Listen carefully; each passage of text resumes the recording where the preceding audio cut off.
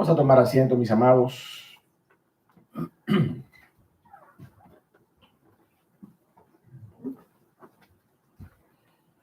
Damos gracias una vez más a nuestro Dios en esta mañana por este maravilloso tiempo que podemos tener. Nosotros le damos gracias a Él por lo que Él podrá hacer con su palabra en esta mañana.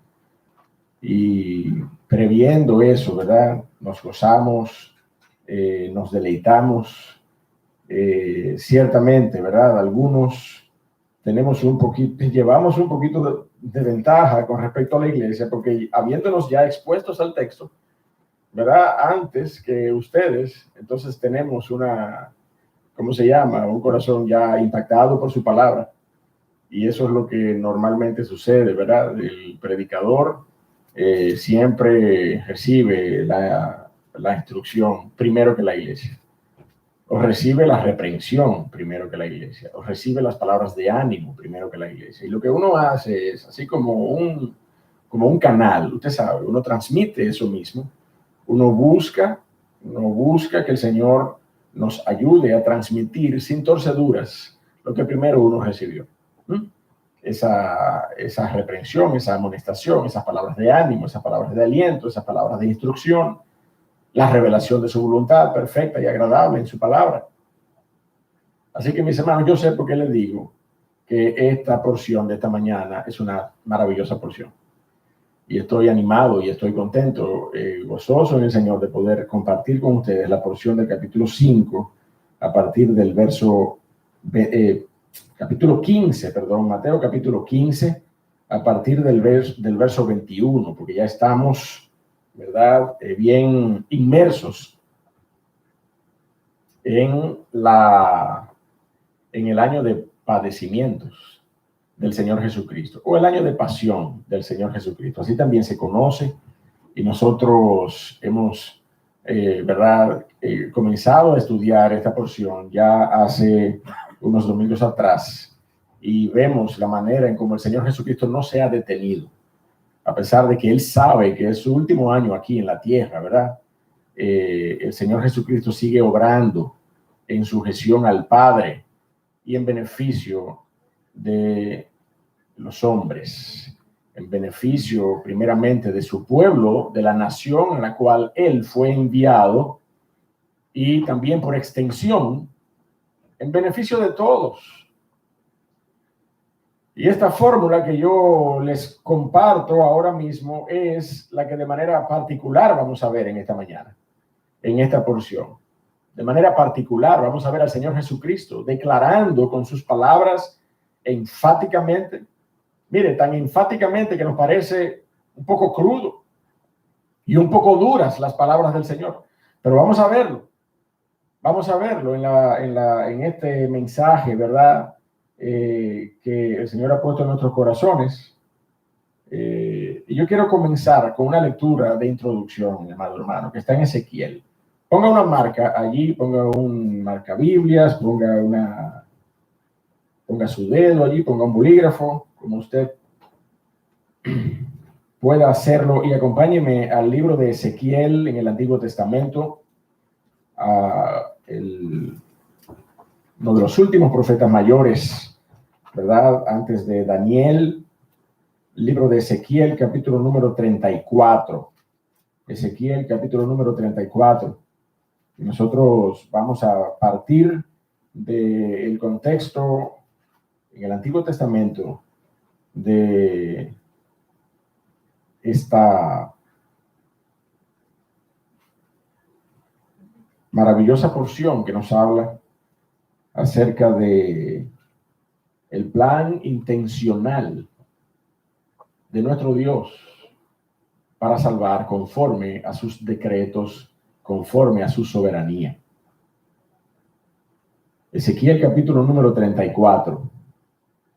Yo quiero leer esta porción, pero yo quiero que usted me acompañe. Así que usted va a leer el versículo siguiente que yo lea, ¿de acuerdo? Ezequiel capítulo 34, verso 11. Y vamos a leer hasta el final del capítulo. Ezequiel 34, 11. Dice, porque así ha dicho Jehová el Señor. He aquí yo mismo, he aquí yo mismo iré a buscar mis ovejas y las reconoceré. Como reconoce su rebaño el pastor el día que está en medio de sus ovejas esparcidas. Un momento, mis hermanos. Vamos a leer fuerte y vamos a leer al unísono. Lo más unísono que podamos. Y vamos a leer fuerte, con ánimo, cada uno de nosotros. ¿Verdad? Yo voy a comenzar el verso 11. Dice, porque así ha dicho Jehová el Señor. He aquí yo mismo iré a buscar mis ovejas y las reconoceré. Como reconoce su rebaño El pastor el día que está en medio de sus ovejas esparcidas. Así reconoceré mis ovejas y las libraré de todos los lugares en que fueron esparcidas el día nublado y de la oscuridad. Y yo las sacaré de los pueblos y las juntaré de las tierras, las traeré a su propia tierra y las apacentaré en los montes de Israel, por las riberas y en todos los lugares habitados del país. En buenos pastos las apacentaré, y en los altos montes de Israel estará su asilo. Allí dormirán en buen redil, y en pastos suculentos serán apacentadas sobre los montes de Israel. Yo apacentaré mis ovejas, y yo les daré aprisco, dice Jehová el Señor. Yo buscaré la perdida, y haré volver al redil la descarriada. Vengaré la perdida, y fortaleceré la débil. Mas a la engordada y a la fuerte destruiré, las apacentaré con justicia. Mas en cuanto a vosotras, ovejas mías, así ha dicho Jehová el Señor. He aquí yo juzgo entre oveja y oveja, entre carneros y machos cabríos. Es poco que comáis los buenos pastos, sino que también vayáis por vuestros pies donde vuestros pastos quedan, y que bebiendo las aguas claras, escribáis además con vuestros pies las que quedan. Y mis ovejas comen lo hollado de vuestros pies, y beben lo que con vuestros pies habéis enturbiado. Por tanto, así les dice Jehová el Señor. He aquí yo buscaré entre la oveja engordada y la oveja flaca. Por cuanto empujasteis con el costado y con el hombro, y acorneasteis con vuestros cuernos a todas las débiles, hasta que las echasteis y las dispersasteis.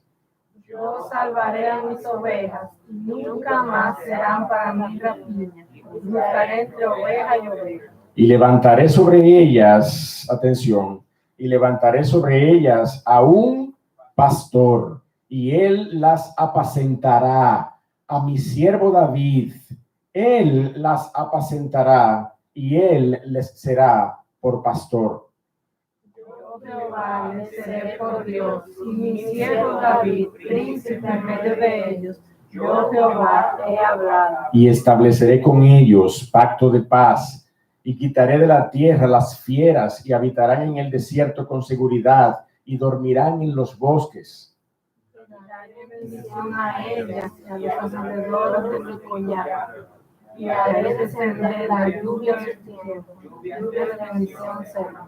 Y el árbol del campo dará su fruto, y la tierra dará su fruto, y estarán sobre su tierra con seguridad, y sabrán que yo soy Jehová, cuando rompa las coyundas de su yugo y los libre de mano de los que se sirven de ellos.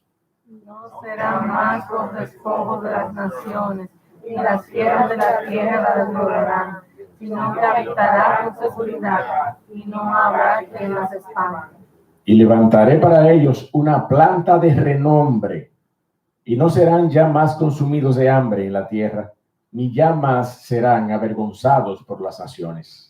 Y sabrán que yo, Jehová su Dios, estoy con ellos, y ellos son mi pueblo, la casa de Israel, dice Jehová el Señor. Y quiero que repitamos ese versículo y leamos el 31 para concluir. 1, 2 y 3.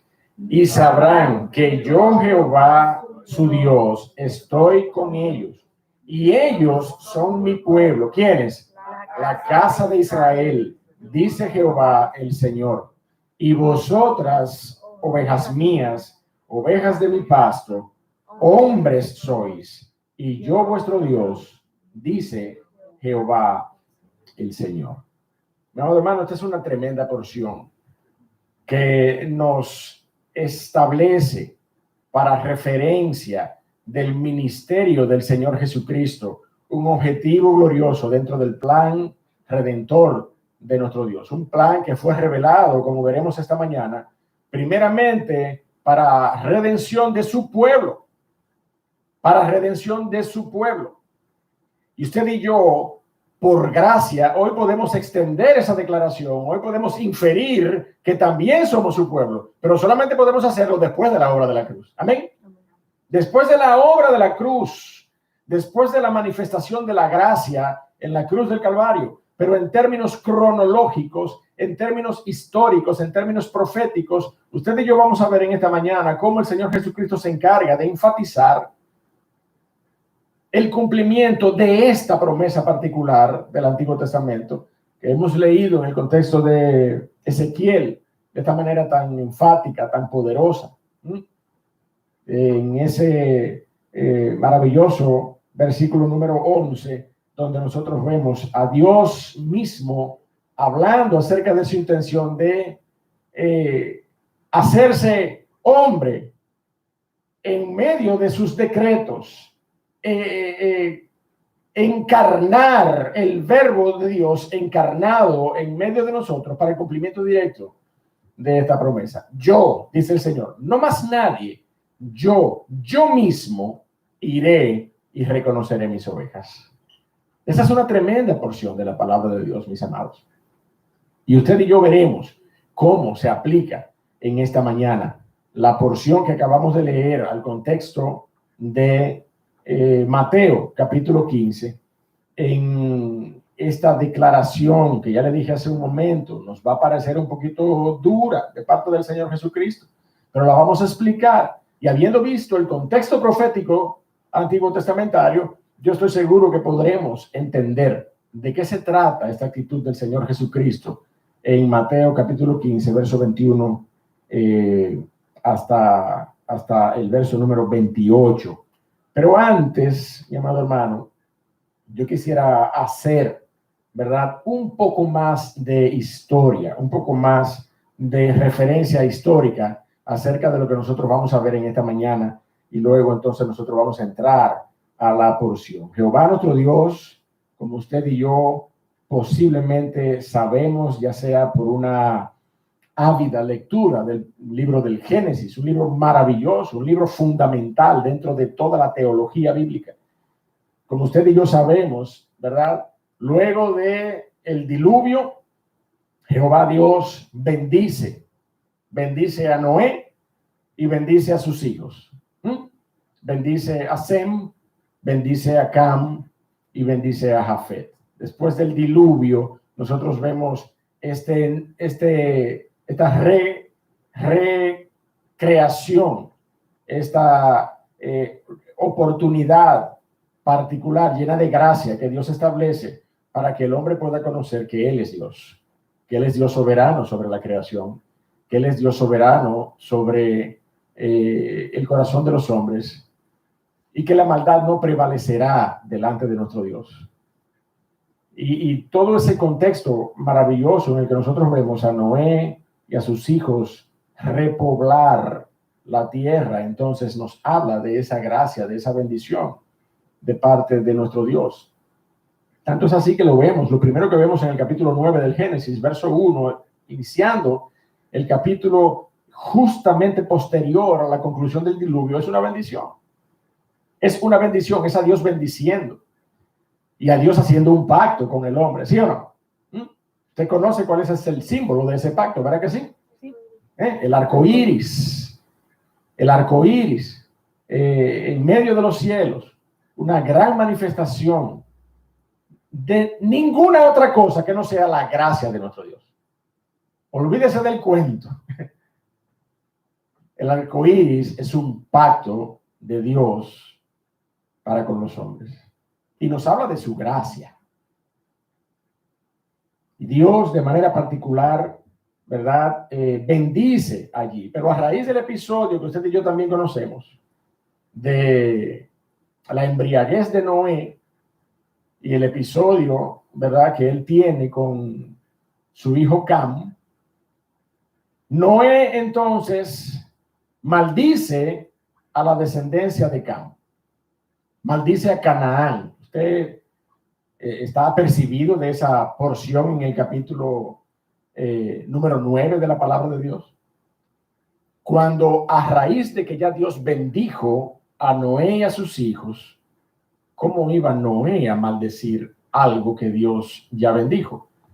De forma que Dios no maldice a Cam, maldice a su hijo. ¿Usted me está entendiendo?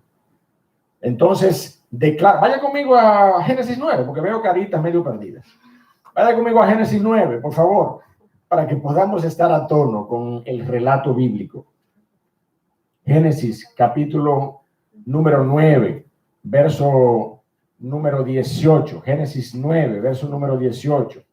Y usted y yo podemos ver ahí de manera clara cómo Noé se guarda, se cuida a raíz del evento de no maldecir a Cam, sino de maldecir a Canaán, hijo de Cam.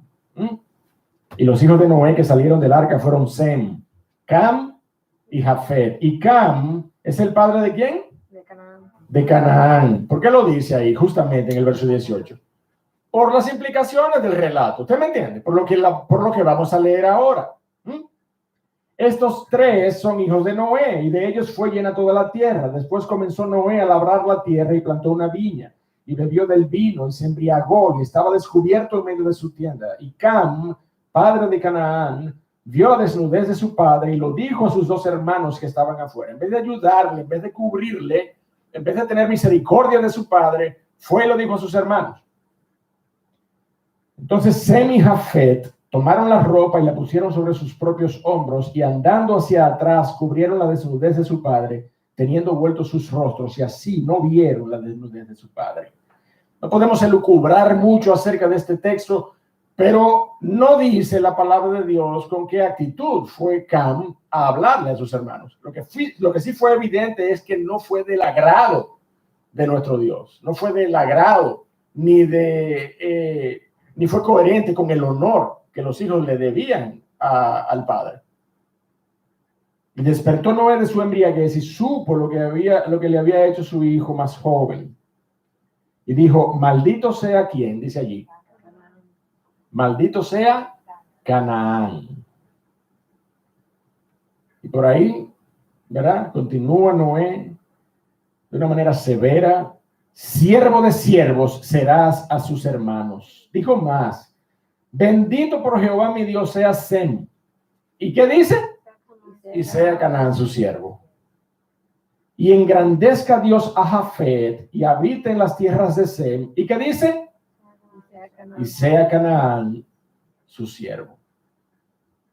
Entonces lo que vemos en la palabra de Dios, y estoy, mis amados, construyendo un mínimo contexto histórico suficiente para que podamos entender la porción de hoy con respecto al gentilicio de una de las protagonistas o de la protagonista humana en términos humanos de esta porción que nosotros vamos a ver en esta mañana, una mujer cananea que se dirigió al Señor allí en la tierra de Tiro y de Sidón con una actitud ejemplar que nosotros vamos a ver en esta mañana.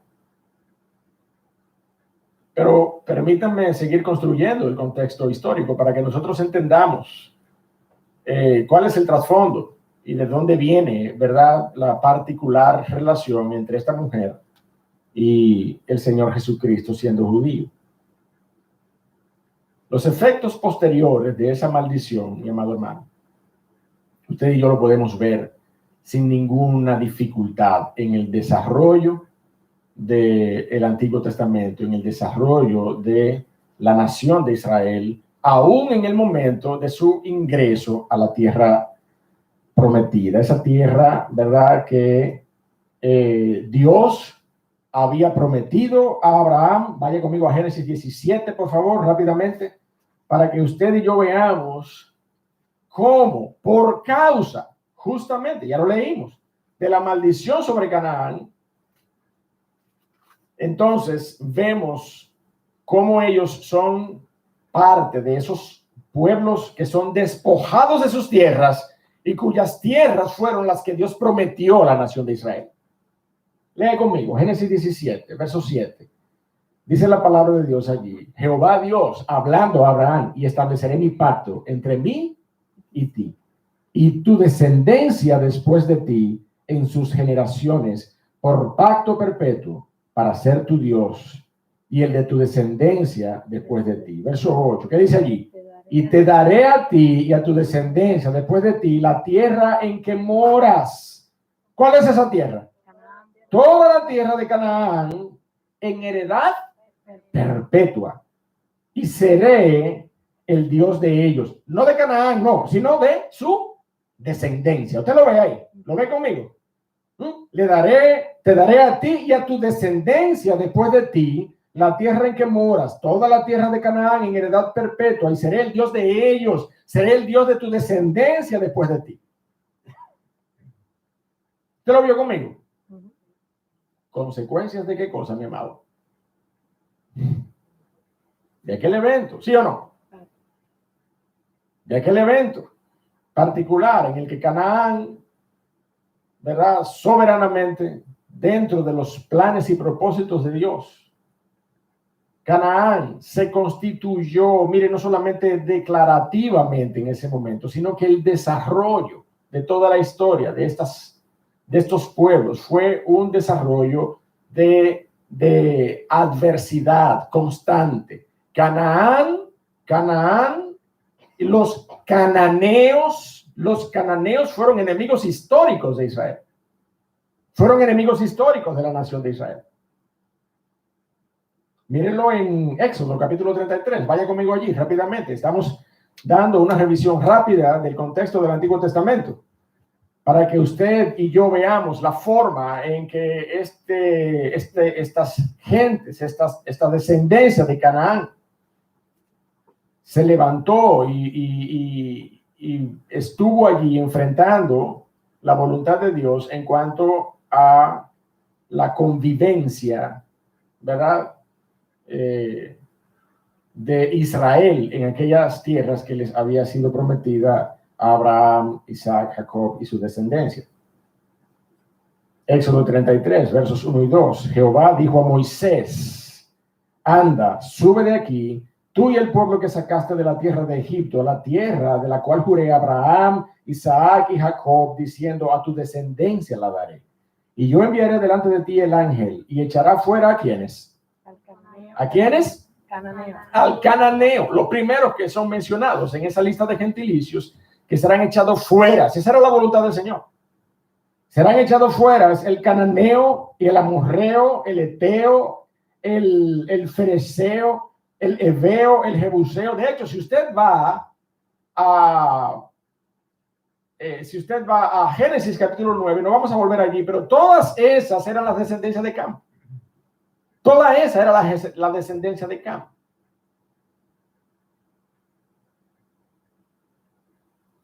Y déjeme decirle algo: dentro de las tribus de Israel, dentro de los 12 hijos, de las 12 tribus de Israel, entre quienes se dividió la tierra prometida en aquel tiempo, Efraín, que fueron unos de los que protagonizaron el liderazgo del rey del norte, cuando el reino se dividió. ¿Se acuerda usted de ese evento? A manos de Roboam, hijo de Salomón, se dividió el reino, evidentemente, porque Dios lo había declarado. Pero se dividió el reino en el norte, y Efraín, allá, siglos después, había establecido un pacto que permanecía hasta ese tiempo con aquellos que ellos debían echar de sus tierras. ¿Quiénes? Los cananeos. Mire cómo dice Josué, capítulo número 16. Vaya conmigo a Josué, capítulo número 16. Josué 16, versos 9 y 10. No se me abrume, mi hermano, Estamos viendo rápidamente algunos versículos. No nos queremos quedar de manera firme en ninguno de ellos. Simplemente estamos haciendo un repaso de historia bíblica. Josué, capítulo 16. Hubo también ciudades, verso 9, que se apartaron para los hijos de Efraín, en medio de la heredad de los hijos de Manasés. Todas las ciudades con sus aldeas. ¿Pero qué dice en el verso 10? Pero no arrojaron al cananeo. ¿Usted me entiende? En su desobediencia natural, cuando Dios había declarado que debían ser echados de en medio de la tierra, ¿qué dice allí? Es más, el verso 10 comienza con un pero. ¿Usted me entiende? ¿Usted lo está viendo ahí? Ya eso le dice algo, ¿usted sí o no? Pero no arrojaron al cananeo que habitaba en Geser. Antes bien, quedó el cananeo en medio de Efraín hasta hoy y fue tributario. Hermano, hasta aquí es el repaso que yo quería, ¿verdad?, hacer con ustedes. Un repaso histórico que nos dice claramente que Canaán, los cananeos, fueron enemigos históricos de Israel. Fueron enemigos históricos de la nación de Israel, por cuanto ocuparon ancestralmente las tierras que Jehová había prometido a Abraham y a su descendencia. Hermano, no solamente por eso, mi amado hermano, sino a causa de su permanencia en aquellas tierras por la indulgencia de Efraín. Canaán, los cananeos fueron testigos de la manera en cómo Dios obró con la nación de Israel. Y era fácil encontrar, aún habitando al norte de la Palestina, ¿verdad?, como es el caso del relato en el tiempo del Señor Jesucristo en esta región de Tiro y de Sidón, a personas cananeas. Por eso es que en la porción de esta mañana vamos a ver eso. En este mensaje que hemos titulado La fe de un enemigo histórico. La fe de un enemigo histórico. Así que vamos a Mateo y allí nos vamos a parquear. Vamos a establecer allí el punto de referencia de las Escrituras para que podamos estudiar esta porción. Mateo capítulo 15, verso 21 hasta el verso 28. Dice, saliendo Jesús de allí, se fue a la región de Tiro y de Sidón. Y he aquí una mujer cananea que había salido de aquella región, clamaba diciendo, Señor, hijo de David, ten misericordia de mí. Mi hija es gravemente atormentada por un demonio. ¿Pero qué hizo Jesús? Pero Jesús no le respondió palabra. Entonces, acercándose a sus discípulos, le rogaron, diciendo, despídela, pues da voces tras nosotros. Él respondiendo, dijo, no soy enviado, sino a ¿quiénes? A las ovejas perdidas de la casa de Israel. Usted está leyendo conmigo. No soy enviado, sino a las ovejas perdidas de la casa de Israel. Entonces ella vino y se postró ante él, diciendo, Señor, socórreme. Respondiendo él, dijo, es que no está bien tomar el pan de los hijos y echarlo a los perrillos. Y ella dijo, sí, Señor. Es como diciendo, usted sabe, sí, yo lo sé. Sí, Señor. Pero aún los perrillos comen de las migajas que caen de la mesa de sus amos. ¡Wow! Pero el Señor también se asombró. ¿Sí o no? Entonces respondiendo Jesús dijo, oh mujer, grande es tu fe, hágase contigo como quieres. Y su hija fue sanada desde aquella hora. Padre, gracias por tu palabra. Gracias por tu Espíritu Santo. Ayúdanos, oh Dios del cielo, en esta mañana a poder ser edificado por esta porción que pudiera, oh Señor, humanamente parecernos conflictiva, extraña, a un Señor Jesucristo renuente. Pero danos de tu gracia, oh Dios del cielo, por medio de tu Espíritu, para que nosotros podamos ser edificados al final de este mensaje, para que podamos entender cuál es tu propósito, cuál fue tu propósito, oh Señor, en la persona de Cristo con esta mujer, y de manera extensiva, cuál es tu propósito para nuestras vidas hoy. Te lo pedimos en el nombre de Jesús. Amén. El ministerio en Galilea, mi amado hermano, había llegado a su fin. El Señor Jesucristo, desde este punto en adelante, iba a hacer un periplo. Iba al norte, iba a Fenicia, ¿verdad? Luego de ahí iba a Perea, pero el Señor Jesucristo no cogió un barco de que para el Perú, de que para donde los mayas. ¿Usted me entiende? Como dicen algunos, sin ningún tipo de fundamento, ni histórico ni bíblico. No, el Señor Jesucristo pernoctó ahí, ¿verdad? Caminó aquella región, toda aquella región de la Palestina y un poco a las afueras de Palestina. En este caso, de manera particular, al norte de la Palestina, en la costa del mar Mediterráneo, allí donde está Tiro, donde está Sidón, y otras ciudades particulares, pero estas son las ciudades más conocidas de aquella región, justo al lado allí de Siria, al lado de Siria. Pero luego de allí, luego de ese viaje, luego de esa excursión a Fenicia, el Señor iría a Perea, que era otra región del lado de, del imperio helénico. Era una región griega. Y luego de allí, el Señor iría a Judea, al sur de la Palestina. Usted sabe a qué, ¿verdad? A Jerusalén, en aquellos últimos días de su vida aquí en la tierra, para morir en una cruz. Ese viaje que el Señor Jesucristo comenzaba en este momento, ¿verdad? Lo llevó a esta región particular. Y vamos a iniciar entonces ese análisis de esta porción que nos muestra una de las poquísimas veces que el Señor Jesucristo sale de su tierra para la obra ministerial dirigida a la nación de Israel. Y esta porción particular que va desde el verso de Mateo número 15, verso 21, hasta el verso 21 y 22, los primeros dos versículos, yo la he titulado, para aquellos que están tomando nota, la necesidad de la mujer no conoce antecedentes. La necesidad de la mujer no conoce antecedentes. Acompáñenme a leerlo, verso 21 y verso 22. Saliendo Jesús de allí, se fue a la región de Tiro y de Sidón. Y he aquí una mujer cananea que había salido de aquella región, clamaba, diciendo, Señor, hijo de David, ten misericordia de mí, mi hija es gravemente atormentada por un demonio. Hermano, este es un escenario muy particular.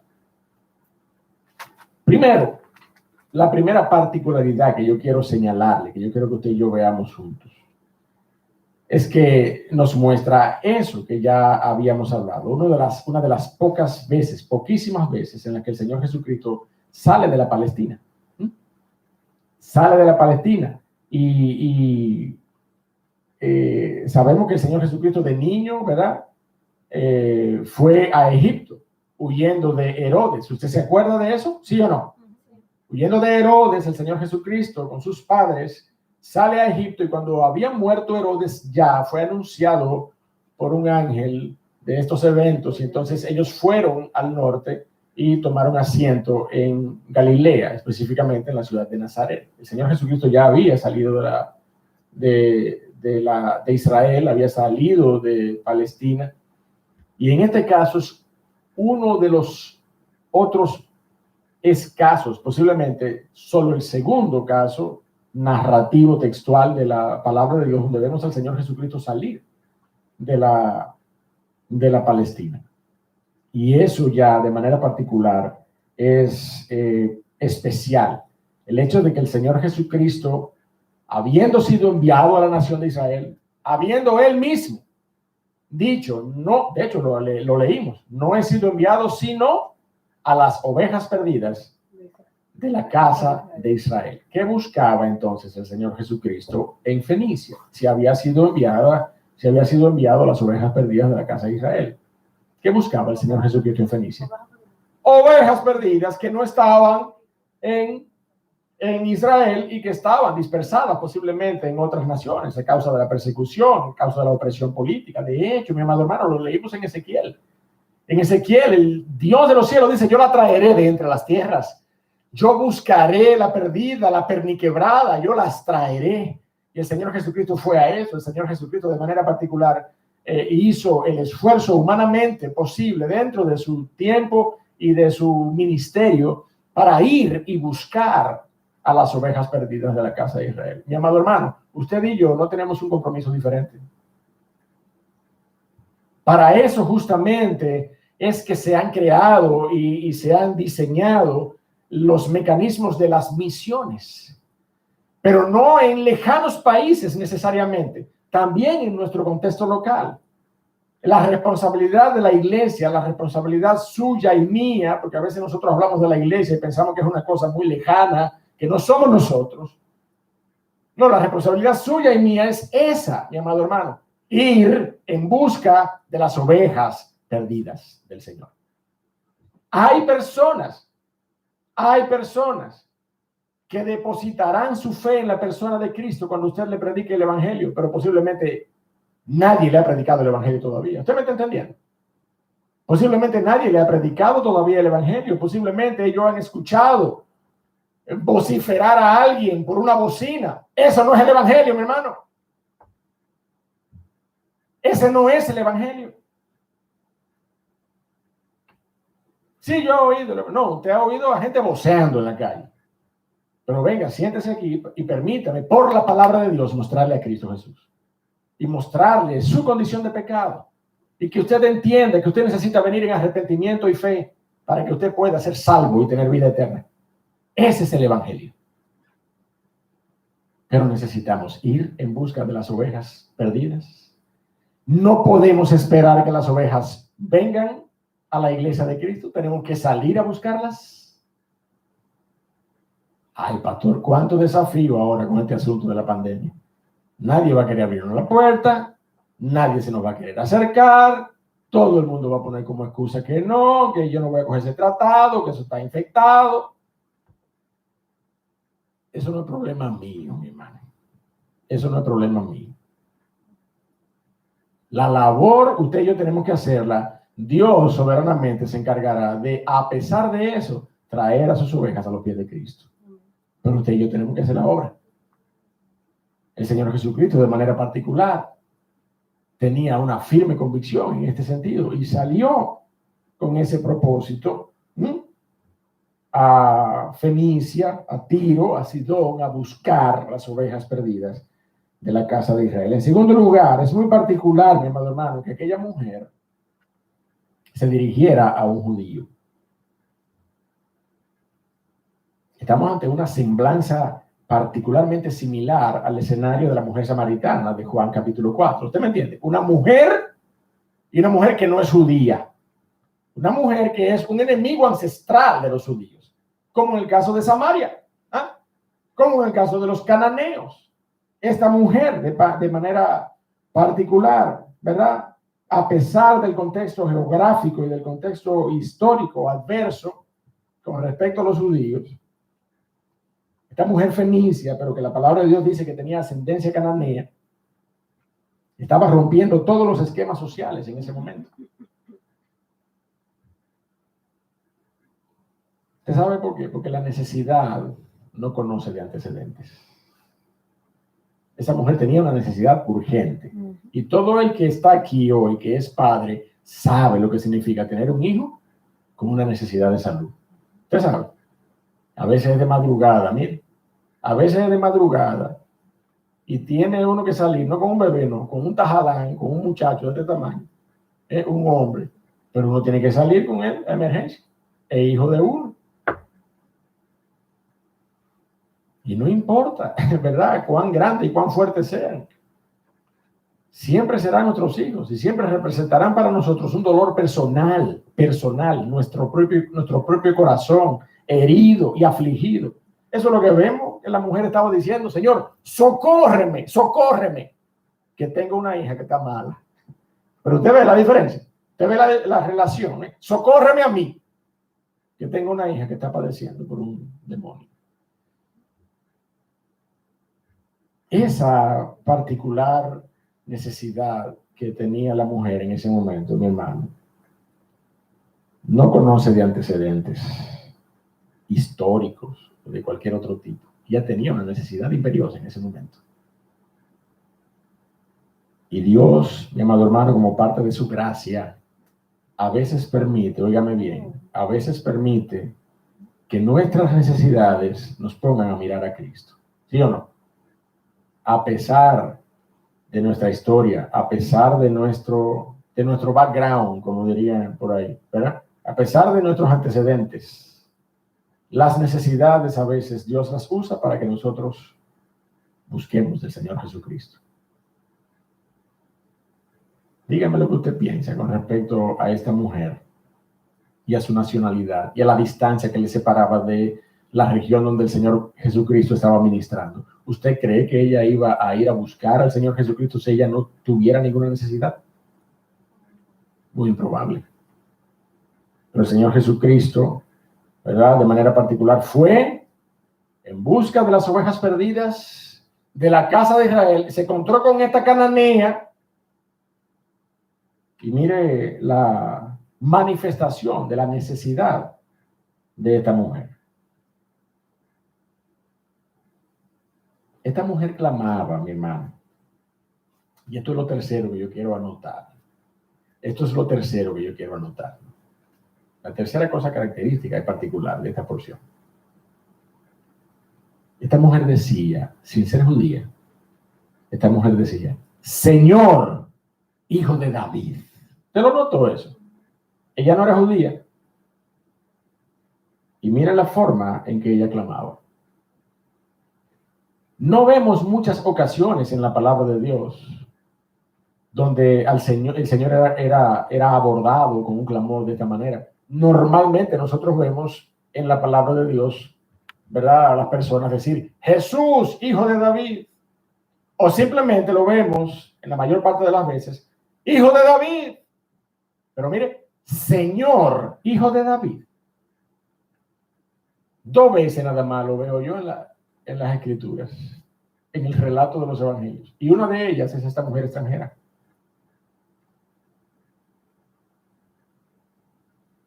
Entonces, mi hermano, mire, ¿qué nos dice eso a nosotros?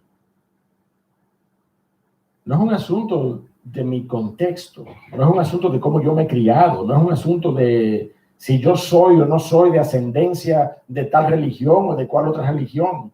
No es un asunto de mi nacionalidad, no es un asunto de mi abolengo, de mi capacidad, de mi preparación. No es un asunto de nada que tenga que ver con mis características humanas. Es un asunto única y exclusivamente de mi necesidad imperiosa, espiritual, que clama por la persona de un Redentor. Y ese Redentor es Cristo Jesús. Esa es la necesidad que usted y yo seguimos teniendo hoy, mi amado hermano, similar a como esta mujer urgía del Señor Jesucristo por la aflicción de su hija. De esa misma manera, sin importar nada, Señor, hijo de David. Óigame, esta mujer estaba reconociendo el señorío de Cristo antes que su propia necesidad, ¿sí o no? Esta mujer estaba reconociendo en Jesús al Señor. Y después ella le planteó su necesidad. Señor, hijo de David. Mira, tengo una hija, pero primero, Señor, hijo de David. ¿No es eso lo que nosotros hemos aprendido con respecto a la oración? ¿Cómo dirigirnos al Padre en oración? Usted no va al Señor, o al menos no debiera ir al Señor inmediatamente con sus necesidades. Usted primero adora al Señor, ¿sí o no? Usted primero reconoce al Señor. Padre nuestro. que estás en los cielos, santo sea tu nombre. Y después, entonces usted le plantea sus necesidades para nuestro de cada día, de salud, de lo que sea. Esta mujer, mi amado hermano, reconoció en Cristo al Señor. Y no es diferente a como vemos que el apóstol Pablo enseña allí en Romanos capítulo número 10. No lo busque, yo lo voy a leer para usted. Versos 9 y 10, una combinación evangelísticamente representativa de lo que es lo que debemos presentar al inconverso con respecto a su declaración oral. ¿Qué es lo que tú tienes que hacer? Creer en tu corazón que Jesús es el Señor y confesarlo con tu boca. ¿Confesar qué? Confesar que Jesucristo es el Señor. Romanos 10, 9 y 10. Que si confesares con tu boca, que Jesús es el Señor y creyeres en tu corazón que Jesús le levantó de los muertos, serás salvo. Y usted lo ve ahí como que está al revés, ¿verdad? La confesión primero y después creer, pero no se llama engaño. La realidad de lo que sucede, que lo pone en su justo contexto, el verso siguiente, es que usted primero cree en su corazón y después usted lo confiesa con su boca. Eso es lo que dice el versículo. ¿Ah? Porque en el corazón se cree para justicia. ¿Usted lo está viendo? Pero con la boca se confiesa para salvación. Con el corazón se cree para justicia y luego que usted cree para justicia, usted movido por la convicción que usted ha recibido del Espíritu Santo de Dios, esperamos y anhelamos y oramos que sea de parte del Espíritu de Dios, no de parte del orador, no de parte del que está predicando, sino de parte del Espíritu. Una convicción de parte del Espíritu de Dios en su corazón, que es la que le lleva a confesar a Cristo, a levantar su mano y decir, yo confieso a Cristo. Esta mujer cananea hizo eso, mi hermano.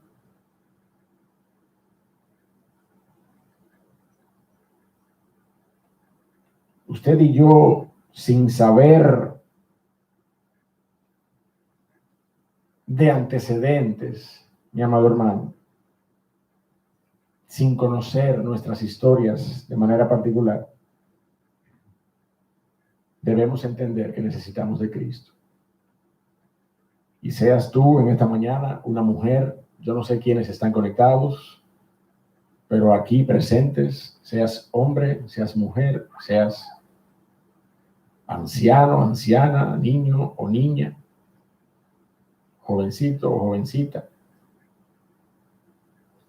Y tengo que hacer la aclaración, yo no estoy respetando el pretendido lenguaje de género. Lo que pasa es que esto fue una mujer. Esto fue una mujer que se atrevió, siendo extranjera, a acercarse a un judío de quien eran enemigos los cananeos. Por eso estoy hablando de mujer y hombre. Sea lo que sea que tú seas, sea cual sea tu historia, sea cual sea tu trasfondo,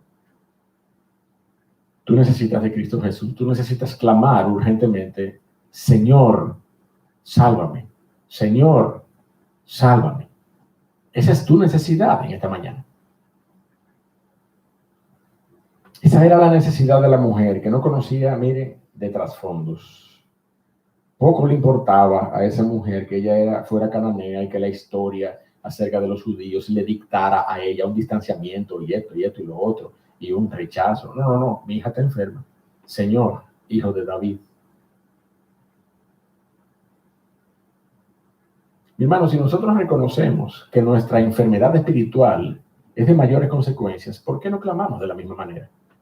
Por nuestras dolencias espirituales. Si usted está aquí o conectado sin Cristo Jesús en su corazón, ¿por qué usted no entiende que usted necesita rendir su corazón a los pies de Cristo de la misma manera, sin importar su trasfondo? Esta era una mujer, insisto, y cananea. Y ella lo hizo. no tenemos un ejemplo en esta mujer para nosotros hoy, ¿sí o no?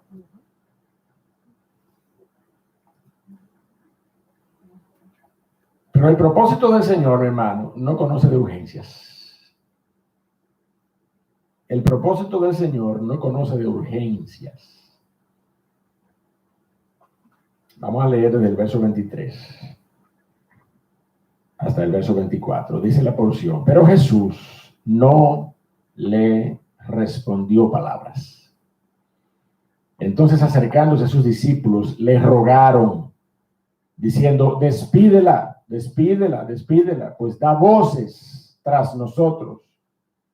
Él, respondiendo, dijo: no soy enviado sino a las ovejas perdidas de la casa de Israel. Mi hermano, usted y yo sabemos que el Señor había venido a los suyos, ¿verdad que sí? Y aunque los suyos no le recibieron, como dice la porción en Juan capítulo 1, usted y yo también debemos saber que lo suyo, aparte de ser por extensión, ¿verdad?, una referencia a su propósito, a su ministerio, a su plan, también era una referencia directa a su contexto gentilicio, a su gente, a su pueblo. De hecho, ese es el significado literal de esa palabra que es utilizada allí en Juan capítulo 1. A lo suyo vino. Sí, sabemos que vino a su propósito, a su plan, pero también vino a su gente, vino a su pueblo, a la nación a la cual le había sido prometida un redentor, a la nación a la cual, y a nadie más, le había sido prometida un salvador, un redentor. De hecho, mi amado hermano, cuando el Señor Jesucristo, cuando ese bebé estaba siendo anunciado, ¿qué fue lo que le dijo el ángel allí en Mateo capítulo 1? Y le pondrás por nombre Jesús, porque él salvará a su pueblo de sus pecados. Evidentemente, después usted y yo veremos la gracia extendida de nuestro Dios para que ese pueblo ya no solamente abarcara a Israel, sino que nos abarcara a nosotros. Amén. Pero en términos cronológicos, en términos del ministerio terrenal del Señor Jesucristo, Él había sido enviado a las ovejas a las ovejas perdidas de la casa de Israel. Eso es lo que la palabra de Dios nos enseña. El Señor Jesucristo había venido a su pueblo. El propósito primordial era el cumplimiento de la promesa de un Mesías para la nación de Israel. Tanto que el Señor Jesucristo instruye, no sé si usted se acuerda, cuando nosotros leíamos que el Señor Jesucristo estaba seleccionando a sus discípulos, ¿usted se acuerda de lo que él le dijo? No vayan por camino de gentiles. ¿Se acuerdan ustedes? Sino vayan primero, o vayan antes, o antes bien, vayan a las ovejas perdidas de la casa de Israel. Vaya conmigo, Mateo 10, estamos cerca. Mateo 10, versos 5 y 6. Mateo 10, versos 5 y 6. ¿Estamos allí? A estos 12 envió Jesús y le dio instrucciones, diciendo: por camino de gentiles, por Tiro y por Sidón, no se le ocurra ir a ustedes, ¿de acuerdo? Por camino de gentiles no vayáis. Y en ciudad de samaritanos, wow, y en ciudad de samaritanos no entréis, sino que dice: id antes a las ovejas perdidas de la casa de Israel. De hecho, mi amado hermano, que todo el panorama profético del Antiguo Testamento tiene a Cristo como centro alrededor del cual gira toda la gloria del plan redentor de Dios. La realidad es que tiene a la nación de Israel como objeto primario de las promesas mesiánicas. Consideremos Ezequiel, la porción ¿verdad?, que leímos en esta mañana, pero yo me voy a concentrar en los versos 29 al 31 para hacer un énfasis en esa lectura. No lo busque, yo lo voy a leer. Dice, y levantaré para ellos una planta de renombre. ¿Se acuerda usted de esa porción que leímos? Y no serán ya más consumidos de hambre en la tierra, ni ya más serán avergonzados por las naciones. 30. Y sabrán que yo, Jehová, su Dios, estoy con ellos, y ellos son mi pueblo. ¿Quiénes? La casa de Israel. La casa de Israel, dice Jehová, el Señor. Y vosotras, ovejas mías, ovejas de mi pasto, hombres sois. Y yo, vuestro Dios, dice Jehová, el Señor. Todo el contexto del Antiguo Testamento a nivel profético, mesiánico, tiene a Cristo como centro gravitacional, pero tiene a Israel como receptor de esas promesas. Tiene a Israel como objeto de esas promesas. Vaya conmigo a Jeremías, por favor, para que lo veamos nuevamente en otra maravillosa porción.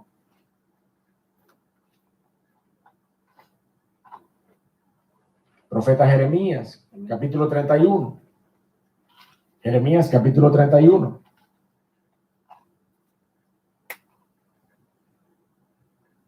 Verso 31. He aquí que vienen días, dice Jehová, en los cuales haré nuevo pacto con la casa de Israel, nuevo testamento con la casa de Israel y con la casa de Judá. No como el pacto que hice con sus padres el día que tomé su mano para sacarlos de la tierra de Egipto, porque ellos invalidaron ese pacto, invalidaron mi pacto, aunque fui yo un marido para ellos, dice Jehová. Pero este que yo voy a decir ahora, es el pacto que haré con la casa de Israel después de aquellos días, dice Jehová. ¿Cuál? 2 puntos. ¿Cuál? Daré mi ley en su mente y la escribiré en su corazón, y yo seré a ellos por Dios, y ellos me serán por pueblo. La obra maravillosa y transformadora del Espíritu de Dios en nuestros corazones. ¿Sí o no? Amén. Pero ese pacto, mi amado hermano, el profeta, ¿verdad?, insiste. Jehová Dios a través del profeta insiste. Pacto nuevo para la casa de Israel. Verso 33. Este es el pacto que haré con ¿quiénes? ¿Con quiénes? Con la casa de Israel después de aquellos días.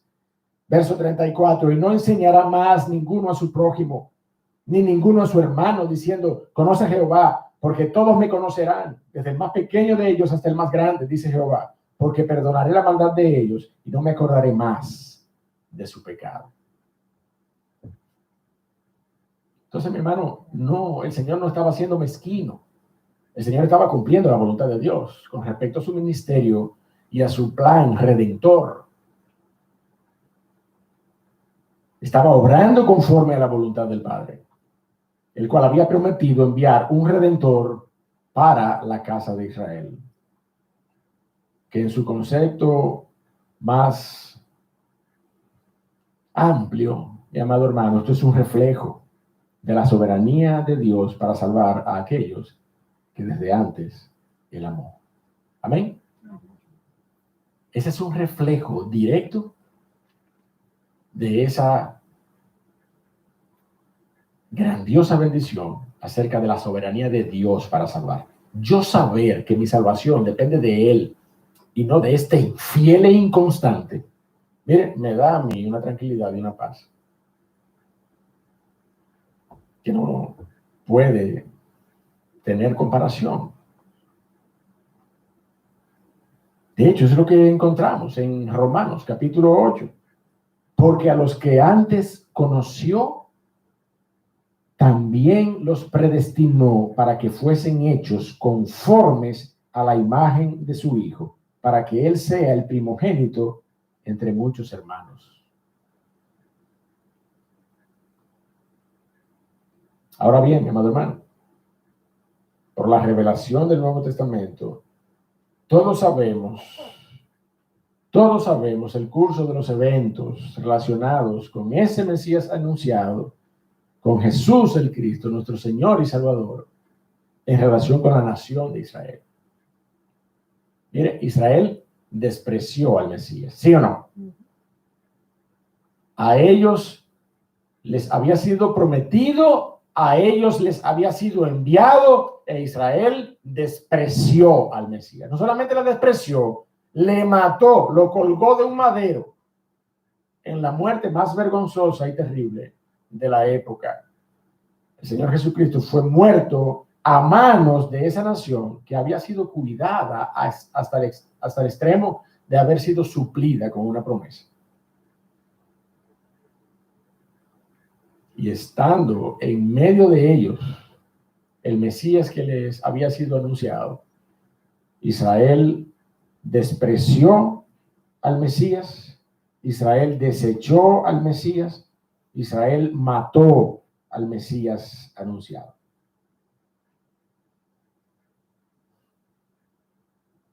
Y déjeme decirle, la primera y más acérrima persecución que la iglesia del primer siglo recibió fue a manos de los líderes religiosos de la nación de Israel, no fue a manos de los romanos.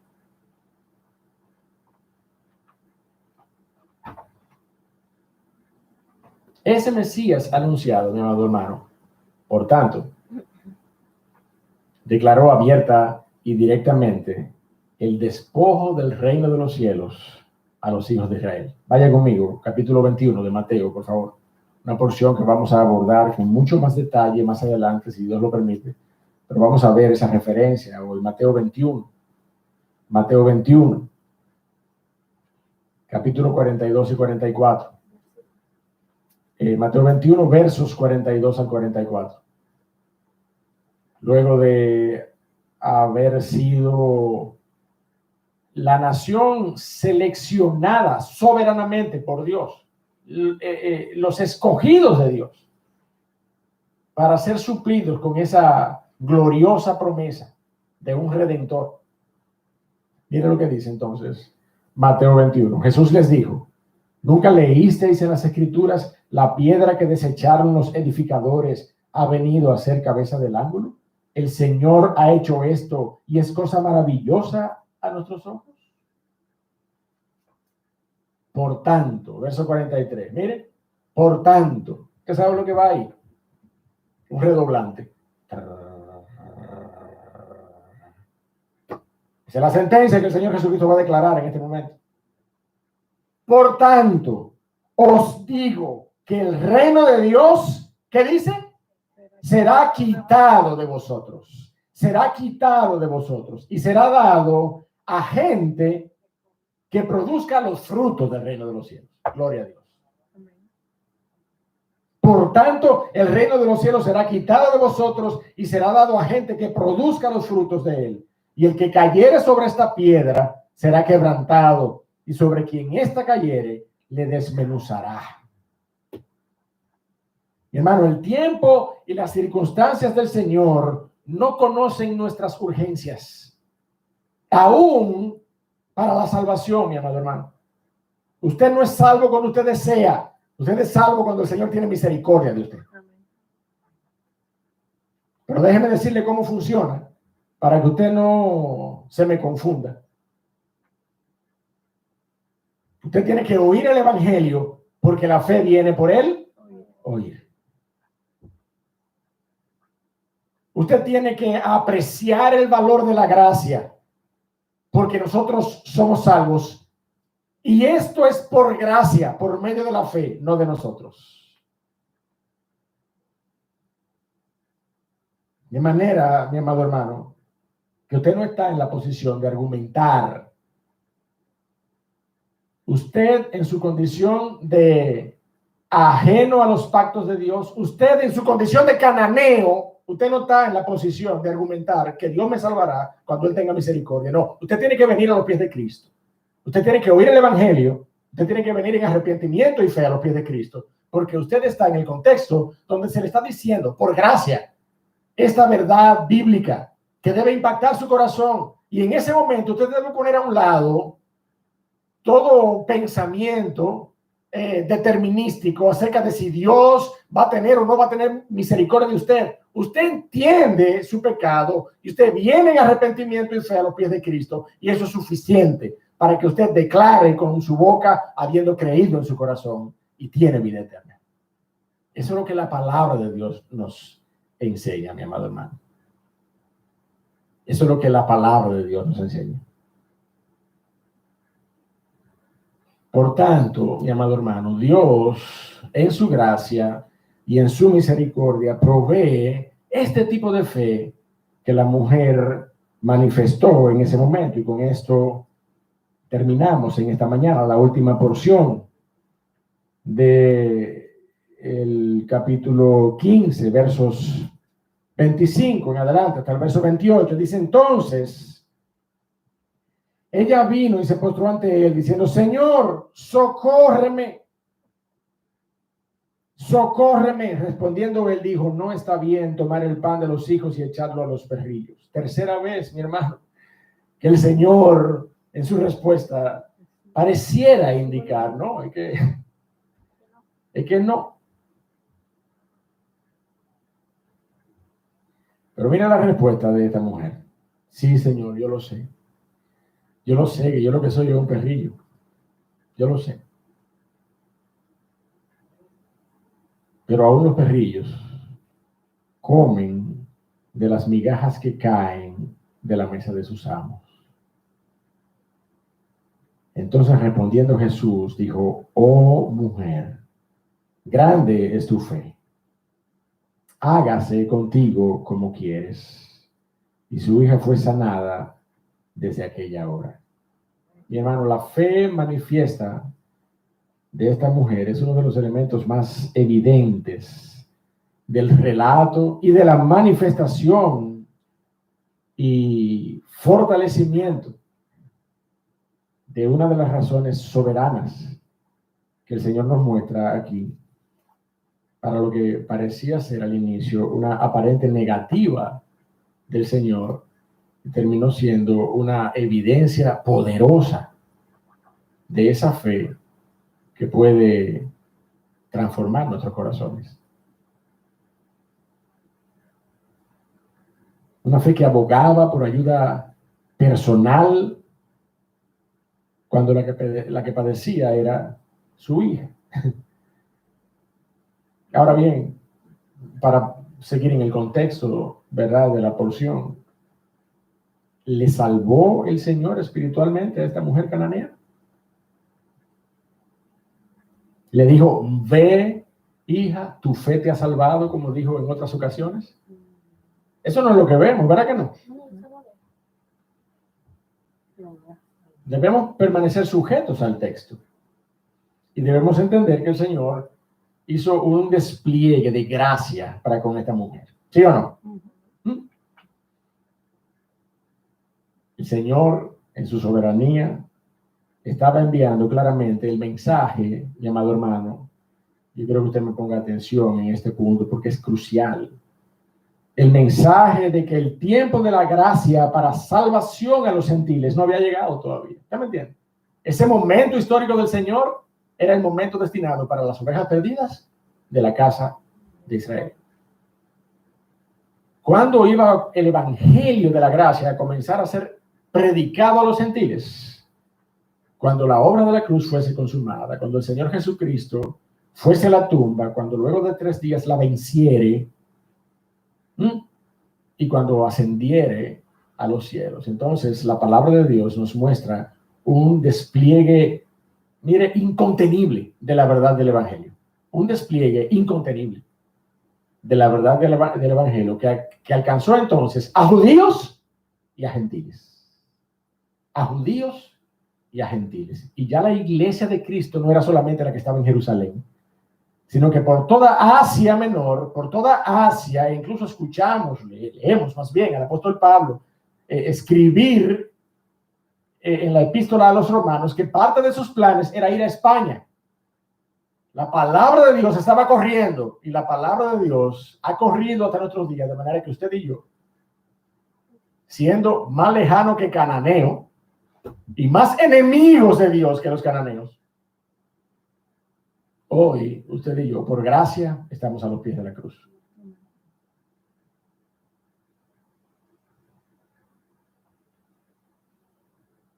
El Señor, en su soberanía, estaba enviando ese mensaje particular de que el tiempo de la gracia para salvación a los gentiles, hacia los que no eran del linaje de Abraham, según la carne, aún no había iniciado. Ese tiempo inició con la obra de la cruz, la cual fue suficiente y eficaz no solamente para los gentiles, sino también para los judíos. Pero en cuanto al contexto histórico, al venimiento de un Mesías rey, predicando el año agradable del Señor, derramando gracia y bendición, ese tiempo estaba designado para la casa de Israel y había sido cumplido en Cristo Jesús.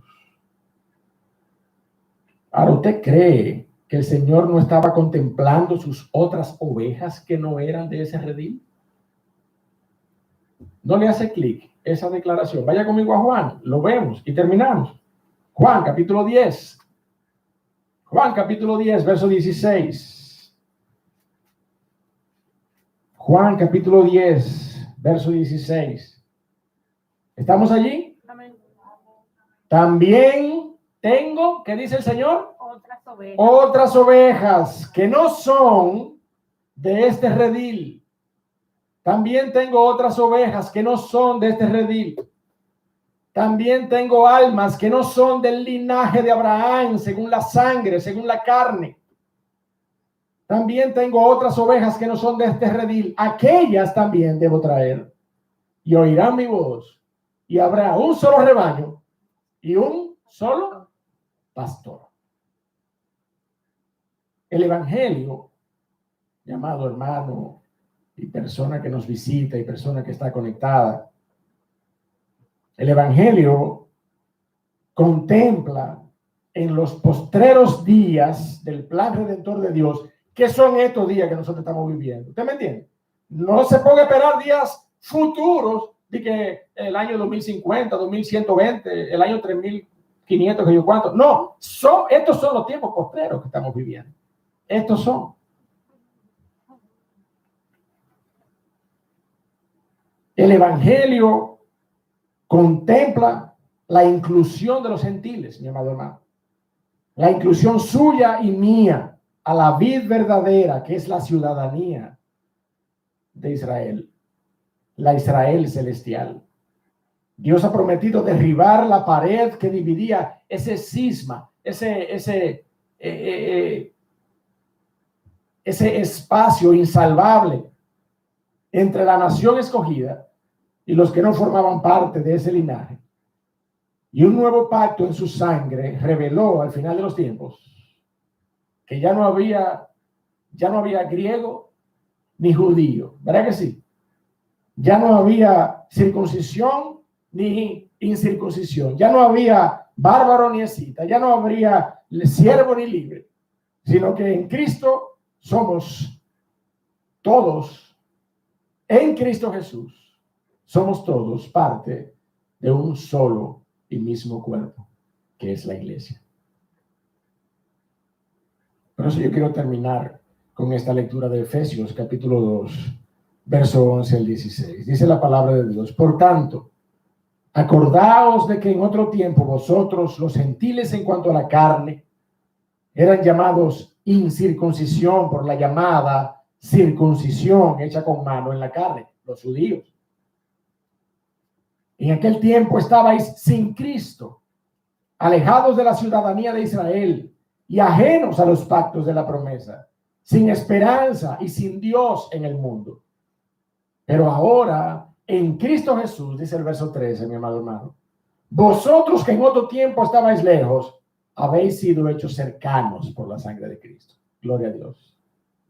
Habéis sido hechos cercanos por la sangre de Cristo, porque Él es nuestra paz, que de ambos pueblos hizo uno, derribando la pared intermedia de separación, aboliendo en su carne las enemistades, la ley de los mandamientos expresados en ordenanza, para crear en sí mismo de los dos un solo y nuevo hombre, haciendo la paz y mediante la cruz reconciliar con Dios a ambos en un solo cuerpo, matando en ella las enemistades. Cananeos y judíos, samaritanos y judíos. Todas las enemistades que usted pueda pensar. La palabra de Dios dice que en Cristo Jesús, en el evangelio poderoso de su gracia, todas esas distancias quedaron y siguen quedando atrás, porque en Cristo, mi amado hermano, nosotros somos un solo cuerpo, somos poseedores de la ciudadanía celestial y somos herederos de la promesa, dice su palabra. Mi hermano, tú puedes clamar hoy, si tú estás en Cristo aquí en esta mañana, presente o conectado con nosotros, tú puedes clamar hoy sin importar tus antecedentes, sin importar tu historia, sin importar tu enemistad con Dios. Tú puedes clamar en esta mañana: Señor, Hijo de David, sálvame. Por la obra de la cruz, mi amado hermano, el Señor Jesucristo prometió perdón, prometió salvación, prometió vida eterna. Hoy puede ser el día de salvación para ti, créeme. No es un protocolo, es nuestra oración. Que hoy pueda ser el día de redención y de salvación para tu alma. Padre, gracias por tu palabra. Gracias por la bendición de ella. Gracias por tu Espíritu Santo, oh Dios del cielo. Mira, oh Dios, la necesidad espiritual de los que estamos aquí en esta mañana. Aquellos que hemos aceptado a Cristo, aquellos que todavía no han aceptado a Cristo Jesús como Señor y Salvador. Mira la necesidad espiritual de cualquiera que esté conectado remotamente. Su necesidad de Cristo, que supera la urgencia y la necesidad de una hija que esté atormentada por un demonio. Y en nuestra condición de enemigos y alejados de ti, oh Dios del cielo, danos la convicción de pecado suficiente para venir y clamar: Señor, Hijo de David, sálvame, sálvame. Padre, mira los corazones. Derrama tu gracia, Señor, en medio de nosotros. Transfórmanos, oh Dios del cielo, conforme a tu voluntad.